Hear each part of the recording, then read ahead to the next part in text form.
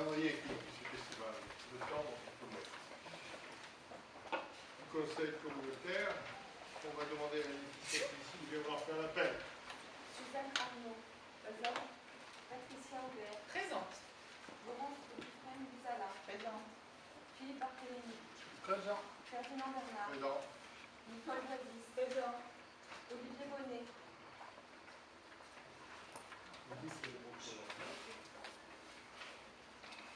Attendez, parce que Olivier Bonnet, Jean Brondy, Madame. Daniel Canez, présent. Muriel Canol, présent.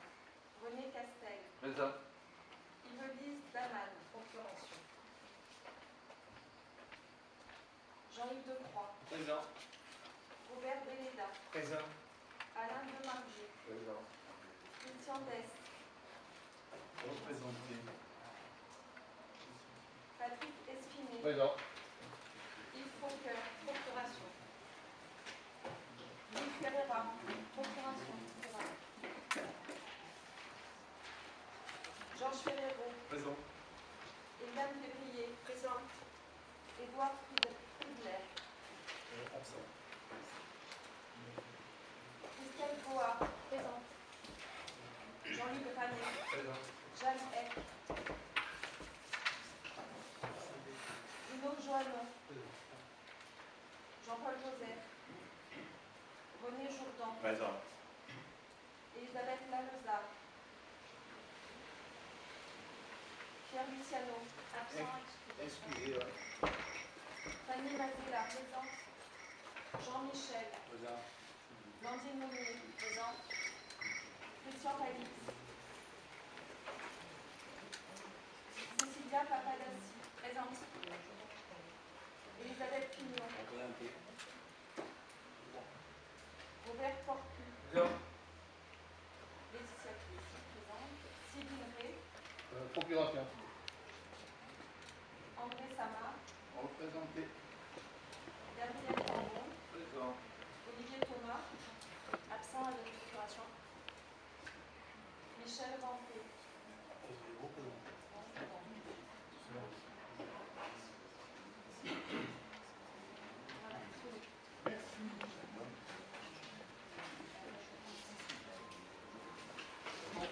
Conformément aux engagements que nous avions pris lors de la première séance de ce conseil communautaire, Georges Ferrero a préparé avec d'autres une motion concernant la ligne TGV, qui a changé de nom, mais qui reste la même chose. On va l'expliquer.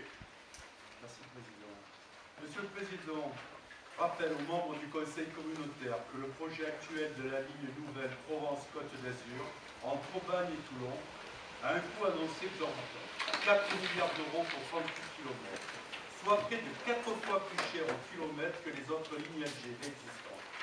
Conséquence du choix de passer par Toulon et donc un territoire montagneux complexe pour relier Marseille, Aix-en-Provence à Nice. Prévu à un avenir de plus de 15 ans, ce projet ne dispensera en aucune manière une rénovation de la ligne existante. Les problèmes des déplacements locaux peuvent être résolus par des coûts bien moins importants. Il s'agit d'une remise à niveau des voies existantes, y compris des dédoublements de voies qui existent déjà, d'une modernisation et d'un meilleur entretien du matériel sujet à des pannes fréquentes et de la création d'une gare multimodale.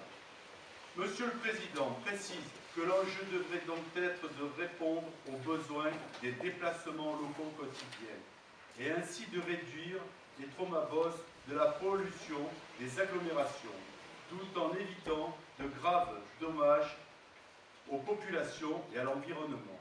En effet, le tracé proposé présente un aléa géotechnique fort avec la traversée du massif karstique du Groupatier et des gorges du Destel. Il met en danger le système hydrologique complexe et approvisionnement en partie les communes d'Olioul, de Sanary-sur-Mer et des alentours. Par ailleurs, le passage en souterrain du côté de Cuges, également massif karstique, affectera l'approvisionnement en eau des autres communes du sud Sainte-Croix. Il faut noter aussi que le changement de direction de l'eau douce risque d'entraîner une remontée d'eau salée ou un assèchement des nappes qui peuvent mettre en danger la qualité des vins de Bandol et des côtes de Provence. Or, les maires ont l'obligation de protéger la ressource en eau de leur commune conformément au Code général des collectivités territoriales et aux directives européennes. Ils soulignent que les conséquences sur l'environnement des communes du Bossé, du Castellet et d'Évenos seront très importantes. Coupure du territoire, traversée de zones urbanisées, destruction du potentiel touristique, qui devrait au contraire être valorisé par la création du parc naturel régional de la Sainte-Baume, impact sur les cultures. L'arrivée en tunnel à Toulon présentera les mêmes types de problèmes que ceux de nombreux et coûteux rencontrés par le percement du tunnel sous la ville. Monsieur le Président indique que ces investissements très lourds et structurants doivent être repensés par rapport aux besoins de la région et d'un éventuel arc Italie-Espagne. Le passage par Toulon renchérit fortement le projet final. Le gain de temps escompté n'est pas à la hauteur de l'investissement. Le trajet Marseille-Nice est annoncé par Réseau Ferré de France en 1h et 32 minutes, ce qui est sensiblement le temps mis en voiture par autoroute entre Aix-en-Provence et Nice.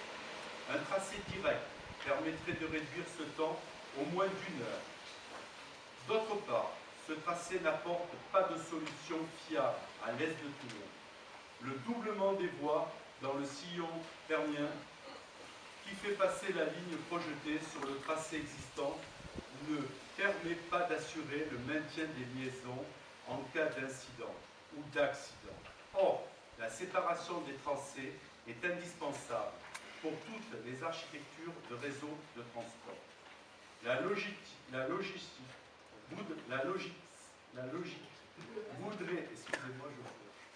voudrait que l'on étudie sérieusement un passage par le centre-bas, ce qui aurait l'avantage supplémentaire de désenclaver ce territoire. Le tracé d'une ligne nouvelle, parallèle à l'autoroute A8, présenterait l'avantage de répondre à l'ensemble de ces problématiques. Il permettrait également de diminuer la pression foncière qui s'exerce sur l'agglomération toulonnaise, celle-ci étant entretenue par des prévisions faussées, par la mesure où elles prennent comme présupposé que les infrastructures futures seront concentrées autour de Toulon. Enfin, la ville de Toulon bénéficie déjà du train grande vitesse et pourrait avoir accès à cette nouvelle ligne au moyen d'un trajet court à étudier, sur le modèle de la plupart des grandes villes de France, qui n'ont pas une gare TGV en centre-ville. En résumé, ce projet n'est pas indispensable aux usagers locaux, car des alternatives moins onéreuses et plus respectueuses des populations, de l'environnement et des activités économiques existent. Il répond mal aux besoins de désenclavement des Alpes-Maritimes, en ne fournissant pas le gain de temps espéré et en n'assurant pas la continuité des services en cas d'incident ou d'accident. Son coût, inutilement élevé et inadapté en période de restrictions budgétaires et où toute augmentation de la pression fiscale serait difficilement supportable. Enfin, la ville de Toulon bénéficie déjà du train grande vitesse et pourrait être raccordée à la nouvelle Provence Côte d'Azur. Ne serait pas lésée. Monsieur le Président invite les membres du Conseil communautaire à se prononcer sur ce rapport et ainsi approuver en tout point l'exposé du précédent. Demander, dans l'intérêt de tous, que l'ensemble du dossier, dont son financement, soit revu, d'autant que le rapport de la Commission 21 invitait lui aussi à de nouvelles approches. Demander dans l'immédiat qu'il soit sursis avec aux réservations de terrain et qu'il soit étudié par Réseau Ferré de France. Toutes les solutions alternatives, dont celle proposée ci-dessus, laquelle paraît plus conforme à l'intérêt général, à celui de la région Provence-Alpes-Côte d'Azur et à des communes de l'Ouest-Var. Demander la mise en place sans délai d'une réelle concentration